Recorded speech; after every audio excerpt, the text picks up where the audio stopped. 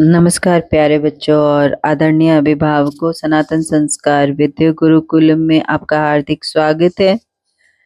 मेरे प्यारे बच्चों, अच्छा एक बात बताओ, क्या कभी ऐसा हुआ है कि आप कोई गेम सीखना चाहते हो या कोई चीज सीखना चाहते हो और आपके पास कोई टीचर या कोच ना हो? तब आप क्या करोगे? क्या आप हार मान जाओगे? हजारों साल पहले जंगल में रहने वाले एक छोटे से बच्चे के साथ ऐसा ही हुआ था। देश के सबसे बड़े गुरुदेव ने उसे अपनी क्लास में एडमिशन देने से मना कर दिया था। लेकिन उस बच्चे ने रोने की बजाय अपनी लगन से एक ऐसा रास्ता निकाला कि खुद गुरुदेव भी हैरान रह गए। आइए मिलते हैं हमारे नीडर और जादुई धनुधर बाल ऋषि एकलव्य से। बच्चों, एकलव्य जंगल में रहने वाले निषाद राज का बेटा था। उसे बचपन से तीरंदाजी का बहुत शौक था। वह दुनिया के सबसे बड़े गुरु आचार्य द्रोणाचार्य से विद्या सीखना चाहता था, जो राजकुमारों को सिखाते थे।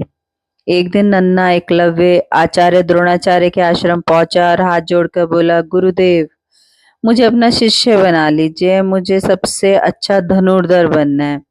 लेकिन आश्रम के नियमों के कारण गुरुदेव ने कहा, पुत्र एकलव्य, मैं सिर्फ महल के राजकुमारों को ही सिखा सकता हूँ, तुम्हें नहीं। एकलव्य का दिल भारी हो गया, लेकिन उसने हिम्मत नहीं हारी। उसने गुरुदेव को प्रणाम किया और वापस जंगल लौट गया। उसने सोचा, गुरुदेव ने मुझे नहीं सिखाया तो क्या हुआ, उनका आशीर्वाद तो हमेशा मेरे साथ है।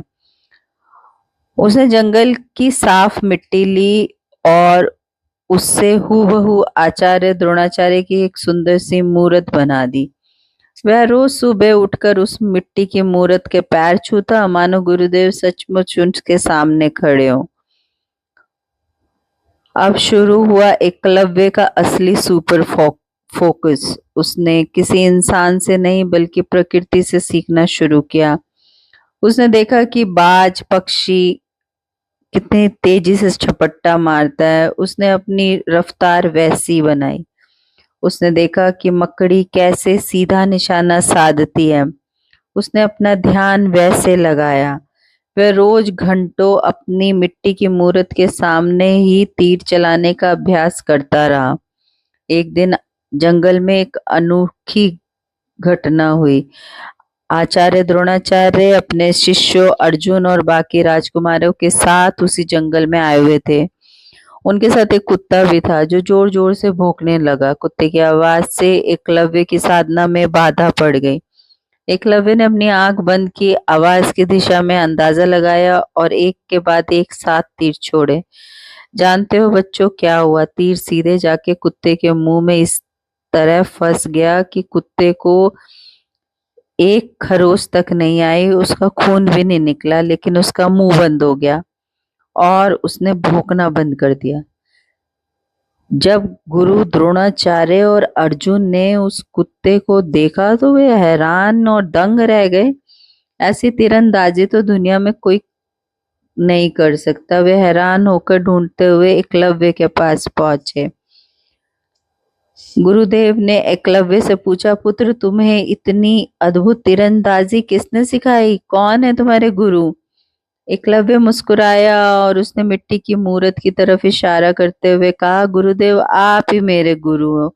आपकी इसी मूर्त के सामने अभ्यास करके मैंने यह सीखा है। एकलव्य की बात सुनकर आचार्य द्रोणाचार्य की आंखों में गर्व के आंसू आ गए। वे समझ गए कि सच्ची लगन और गुरु के प्रति श्रद्धा हो तो सामने कोई टीचर ना भी हो तब भी इंसान दुनिया का सबसे बेहतरीन हुनर सीख सकता है। एकलव्य का नाम इतिहास में हमेशा के लिए अमर हो गया। बाल ऋषि एकलव्य की कहानी हमें दो बड़ी सुपर पावर सिखाती है। पावर ऑफ सेल्फ लर्निंग, खुद सीखने की ताकत। अगर आपके पास साधन या सुविधाएं कम है तो भी अपनी आंखों, कानों और दिमाग का इस्तेमाल करके प्रकृति की हर चीज से सीख सकते हैं। सेकंड है रिस्पेक्ट एंड फेथ, श्रद्धा और विश्वास। जब भी हमें अपने काम और अपने बड़ों पर पूरा भरोसा होता है तो मिट्टी की मूरत से भी ज्ञान का झरना बहने लगता है।